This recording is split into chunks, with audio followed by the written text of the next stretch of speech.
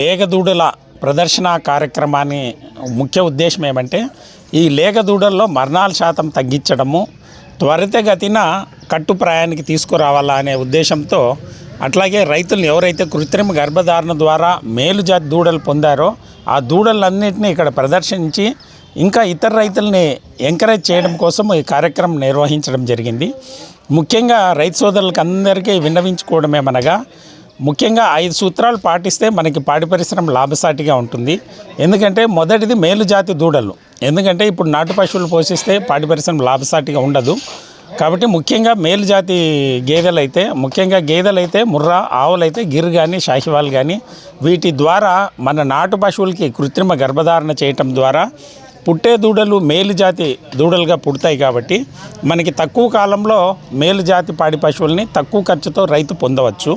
అంతేకాకుండా ఇప్పుడు కొత్తగా లింగ నిర్ధారిత వీర్యం అనేది మనము రైతుల ముందుకి తేవడం జరిగింది.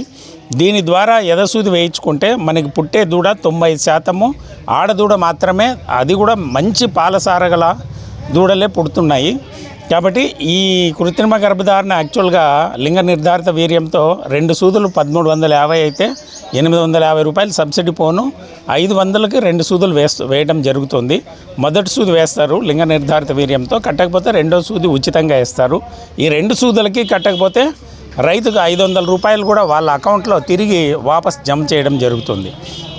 కాబట్టి ఇది తక్కువ ఖర్చుతో మనకి మంచి మేలుజాతి పాడి పశువులను, అది కూడా ఆడ పశువులను పొందవచ్చు. కాబట్టి రైతులందరికీ కూడా ఈ పద్ధతి పాటించాలని అందరికీ విన్నవించడం జరిగింది. అంతేకాకుండా ఈతకు మధ్య ఎడం తగ్గించడం. ఎందుకంటే ఒక ఆవు అయితే దాని ఈతల కాలంలో మనకి 12 నుంచి 14 ఈతలు ఇవ్వాలా.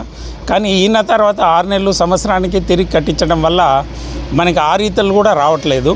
కాబట్టి ప్రతి ఒక్క రైతు సోదరుడు కూడా పశువు ఈన తర్వాత 3 నెలల లోపల తిరిగి చూడు కట్టిస్తే, ఆవులైతే సంవత్సరానికి ఒక ఈత, గేదెలైతే 15 నెలలకు ఒక ఈత ఈనితే రైతుకి దూడలు ఎక్కువ వస్తాయి, పాడి కాలం కూడా ఎక్కువ వస్తుంది. కాబట్టి ఆ విషయం కూడా వాళ్ళకి తెలియజేయడం జరిగింది. అంతేకాకుండా దూడల పోషణలో ముఖ్యంగా ఈ గేదె దూడలు కానీ ఆవు దూడలు కానీ పొట్టలో 4 భాగాలు ఉంటాయి. కాబట్టి ఈ పొట్ట డెవలప్ కావడానికి మినిమం 3 నుంచి 6 నెలలు టైం పడుతుంది. కాబట్టి ప్రతి ఒక్క రైతు సోదరుడు కూడా ఈ దూడల పోషణ 3 నుంచి 6 నెలల వరకు జాగ్రత్తగా చేయబడితే అది మనకి దూడ ఎదుగుదల అనేది చాలా బాగుంటుంది. ముఖ్యంగా దూడ పుట్టిన వెంటనే జున్ను పాలు తాగించాలి. అట్లాగే దూడ పుట్టిన 7వ రోజు, 15వ రోజు, 30వ రోజు నట్టల నివారణ మందు తాగిస్తే మనకి దూడల్లో ఏలికిపాముల బెడద అనేది పోతుంది. ఎందుకంటే గేదె దూడల్లో 90% దూడలు ఏలికిపాముల వల్లే చనిపోతుంటాయి.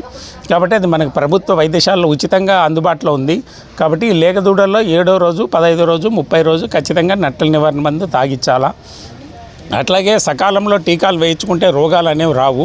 ప్రభుత్వం ఇప్పుడు ఉచితంగా గాలికుంటు నివారణ టీకాలు సంవత్సరానికి 2 సార్లు గొంతువాపు, సొప్పవాపు కూడా వేయడం జరుగుతుంది. కాబట్టి ఈ 4 సూదులు వేయించుకుంటే రోగాలు అనేవి రాకుండా ఉంటాయి. అంతేకాకుండా ఇప్పుడు పశుగ్రాసం కూడా ప్రభుత్వం ఉపాధి హామీ పథకం కింద దాదాపు 6 ఎకరాకి 33,000 వరకు సబ్సిడీ ఇచ్చి రైతులను ఎంకరేజ్ చేయడం జరుగుతుంది. ఎవరైతే బోర్లు బావులు ఉన్నారో వాళ్ళు కూడా సంబంధిత డాక్టర్ని అడిగి ఈ పశుగ్రాసం కూడా పోషణ చేస్తే మనకి పాడి పరిశ్రమలో పెట్టుబడి ఖర్చులు తగ్గి ఆదాయం బాగా ఉంటుంది. కాబట్టి 5 విషయాలు రైతులకి తెలియజేయడం కాకుండా, వచ్చిన దూడలు ఎవరైతే తెచ్చారో ఆ దూడలకు కూడా అన్నిటికి కూడా బహుమానాలు, కాల్షియము, డివార్మింగు, అట్లాగే మినరల్ బ్లాక్ కూడా అందజేయడం జరిగింది. ఈ లేగదూడల ప్రదర్శన కార్యక్రమాన్ని ముఖ్య ఉద్దేశం ఏమంటే